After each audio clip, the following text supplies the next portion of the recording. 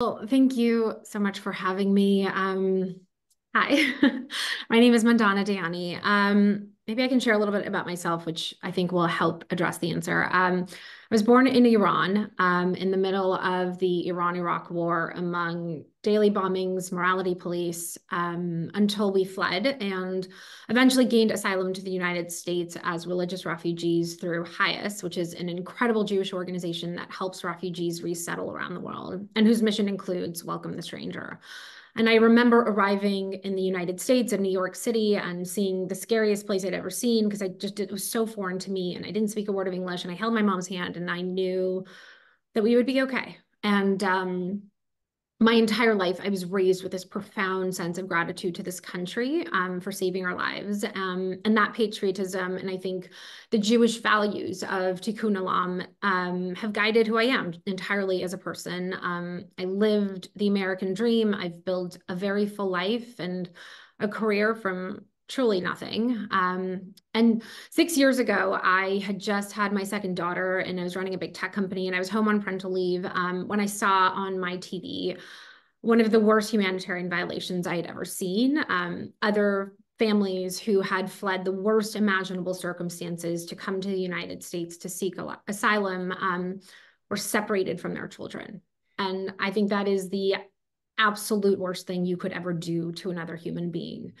And I think I just saw myself in so many of those kids and, imagining what they went through, that we took the only safety that they had away from them. I got on a plane, I went to Tornillo, Texas, and I did everything I could just to get inside to see the first camp where the children were being held. And I think in that moment, I sort of knew that I had to do everything I could to help repair what felt like such a broken nation that I just loved so much. And I started taking meetings, and then meeting after meeting, I kept hearing that like real systemic change required higher voter turnout. So I quit my job and with 25 amazing women and CAA, we built I'm a Voter, which is a nonpartisan civic engagement organization. As you said, we partnered with some of the biggest brands and celebrities in the world to inspire voter identity and participation. And that's everyone from like the NBA and Disney and Starbucks and H&M to like Jennifer Aniston and Steph Curry to Tom Ford, right? Like big cultural leaders integrating into TV shows, movies, retail stores, and huge digital activations.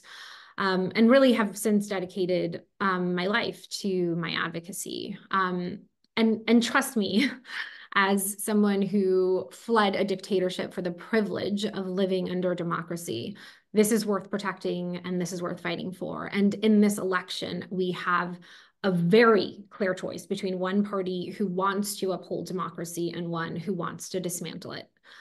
We've seen Donald Trump blatantly say this, that you'll never have to vote again. This is going to be our last election, and regularly repeats rhetoric from other dictators. And then on the other hand, I've worked very closely with this administration, and I know how important it is to them to protect our democracy and so much that we hold so dearly. And that in this election, in every election, we're not just voting for ourselves, but we are voting for our neighbors and our communities. And that includes in this election, women's autonomy, IVF, the Supreme Court, gun safety, climate safety, voting rights, and the commitment to welcome the stranger. And these are not just democratic values or American values. Many are also Jewish values that I hold so dearly. And as a mother of two girls, only one of these administrations will create a better world for my daughters. And Kamala has done like what seemed like absolutely impossible in becoming the first woman vice president and the first woman of color, Black person, and first South Asian person elected to vice president. Our second gentleman, Doug, who I have the deepest just like love and respect and admiration for, is the first Jewish spouse, deeply committed to combating anti-Semitism. So yeah, I think if we hold these democratic American and Jewish values dear, we must organize to elect Kamala Harris.